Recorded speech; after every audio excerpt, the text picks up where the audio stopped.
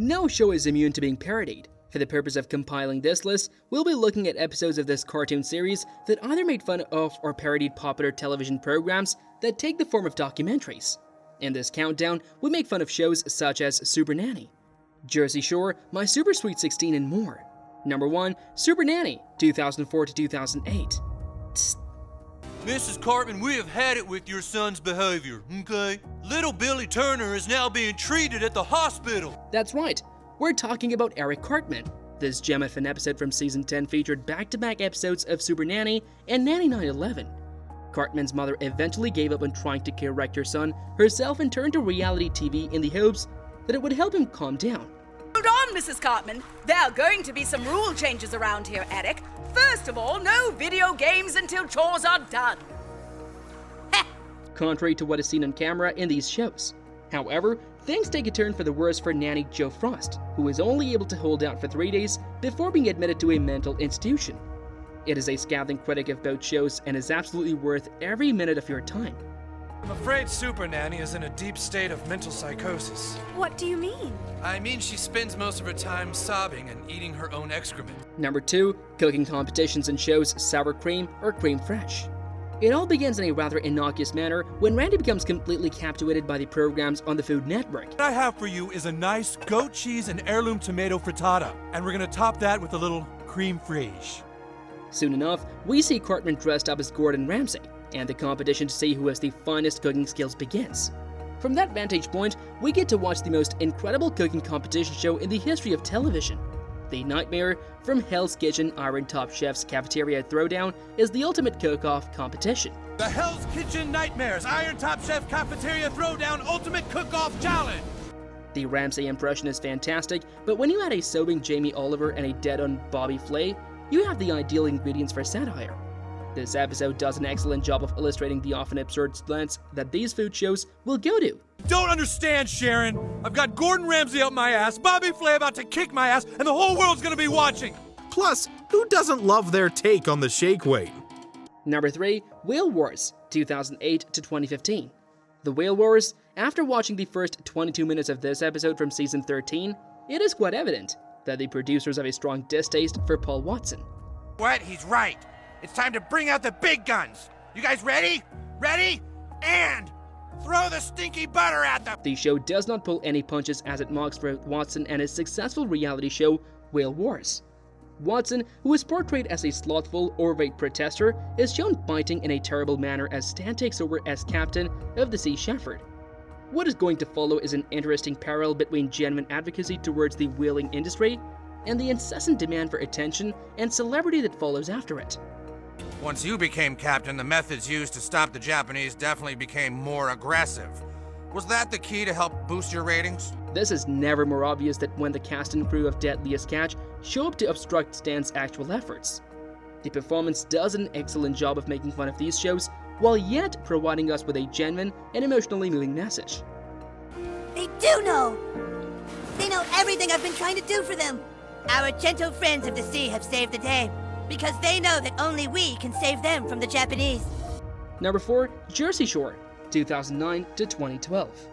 The expression, "it's a Jersey thing," there was a period of time when it appeared as though all that anyone was talking about were the exploits of Snooki, the situation, and the other cast members of Jersey Shore. Therefore, it should not come as a surprise that South Park decided to put their own take on the reality show. Yeah, so my family and I moved from Jersey to South Park about a week ago. So far, I can tell that everyone here really likes me. It doesn't take long for South Park to become mired in its own share of drama as folks from New Jersey begin migrating there. The hilarious result of Kyle's transition into a Pauly D-like dweller can be found here. No, this has to be very upsetting for you, Kyle. What am I, Mom? When I got pregnant with you, Kyle, your father and I were living with my parents in Newark. The description of Snooki is a mystery monster who is eager to dry hump anything that comes near her is, however, the most notable aspect of this portrayal. Your tactics don't work on me. Snooki wants smush smush. If you include their very own rendition of Teresa Giudice's infamous table flip, you'll have a hilarious spoof on your hands. Number 5, Here Comes Honey Boo Boo, 2012 to 2017. The phrase, "raising the bar," the manner in which the title character Honey Boo Boo and her family were portrayed on Here Comes Honey Boo Boo was highly controversial. That's mine. We gotta hydrate, Mama. I'm not gardening anymore.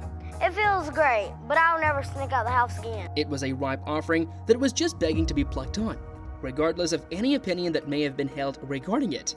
The episode of South Park that I watched exaggerated something that many of us had already seen by a factor of 1,000. I'm getting a pig heart. Honey Boo Boo's gonna do pageants with a pig heart. We want to pick a hog that has pizzazz and knows how to work it, girl. When Kyle tunes into the show for the first time, he is shocked to see how the characters of Mama June and Honey Boo Boo herself are portrayed on screen. The episode is not only entertaining, but it also shockingly offers a serious message about how low reality TV is plummeted. This message is about how low reality TV has sunk. Jesus, dude. What's happened? It's like something's lowered the bar to the point that nobody feels any shame anymore. Number 6, My Super Sweet 16, 2005 to 2017. Title, Hell on Earth 2006. Halloween, we shall open the gates of hell. Rise up to the earth. And we will rent out the entire W Hotel for an awesome party and invite a bunch of celebrities. Who doesn't have a soft spot in their heart for a good, old-fashioned costume party? It turns out that even Saturn himself enjoys it to such a high degree that he decides to hold a huge party in hell. The entire planning process, the execution, and even the celebration itself all are major digs at the MTV show My Super Sweet 16. I can't believe that we didn't have a dress rehearsal. If my core messes up, I will kill them and then cry. The episode is examples of all the show's stock tropes. We have prepared an enormous cake, a list of outrageous demands, a guest list that has been carefully curated, and even a colossal throne for the extremely entitled Saturn. Everything about it smells like the spoiled conduct of the original. Additionally, it featured a portrayal of Steve Irwin that caused a great deal of controversy not long after his sad death. Somebody showed up in a crocodile hunter costume. It's really offending some of the other guests. Oh, jeez. Number 7, I Shouldn't Be Alive, 2005 to 12. I really need to get over my fear of heights. Plane carrying a newlywed couple crashes into a mountain.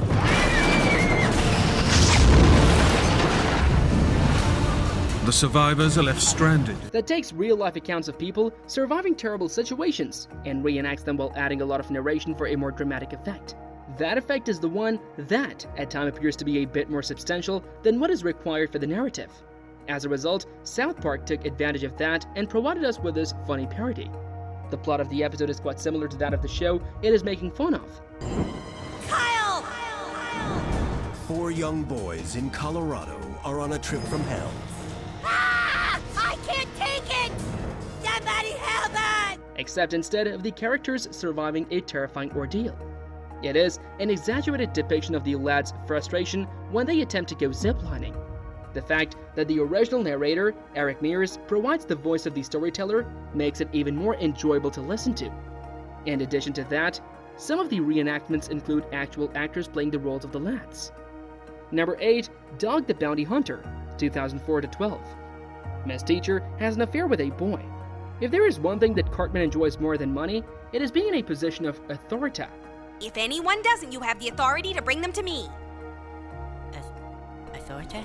Eric gives it all after being given the opportunity to serve as the school's new hall monitor. Fans of the show Dog the Bounty Hunter would have no trouble recognizing Cartman thanks to his getup, which consisted of a mullet, a false beard, black clothing, and bear spray. By having Eric take such a serious approach to an otherwise routine job, the program does a great job of effectively mocking the antics of the original. Now let me see your hall pass! It's right here! Alright, cool, brah. Go with Christ. What? You can't just push me up against the... Consequently, when Kyle's brother goes missing, this parody goes into overdrive and becomes increasingly absurd. Leroy and Earl, together with Beth, are assisting Cartman in his search. Some badass guys to help me. Only had to pay them $15. You think you got away with not having a whole pen? Beth in particular bears a strong similarity to Beth Chapman, the real-life wife of Dog the Bounty Hunter. Number 9, Dog Whisperer with Cesar Millan, 2004 to 12. This particular entry stands out among the others on the list because it is the only one in which the subject of the parody has provided his own video responses on YouTube. Love viewing South Park episode. And the taming of Cartman's attitude after the previously mentioned reality TV nannies are unable to in getting Cartman under control.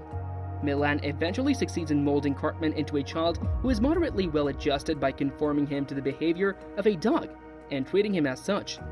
Even though it's a parody, it's easy to see that the writers have a soft spot in their hearts for Milan, and it's something that really warms our hearts. Number 10. Age in every reality show that has ever been cancelled. Reality television did not always have such a permanent place in televisions in Western countries. On the other hand, living in the 21st century makes it nearly impossible to go on an entire day without watching at least one documentary-style show, either on television or through a streaming service. It was a comic stroke of genius on the part of South Park to give viewers an episode that revealed how the entire planet Earth was in fact one gigantic reality show for the universe to watch. Considering how popular the show is, the boys are the ones who discover the reality, which is that the show is set to be cancelled. Animon at 8 o'clock. It's everyone's favorite show, Earth. It's been 100 Galgamars since we first took species from 17 different planets and put them all together. Which will ultimately lead to the imminent annihilation of the Earth. It's a clever twist on the traditional reality show format, and let's face it, who doesn't want to see an alien taco that spews ice cream? Well, you kids can go back to Earth if you want, but I'm afraid it won't be there for long. The show's been canceled. What? Who canceled us? The Universal Network heads. They say the Earthlings have become aware of the show, so it won't be funny anymore. That's it for this video. If you want to watch more, then hit that subscribe button.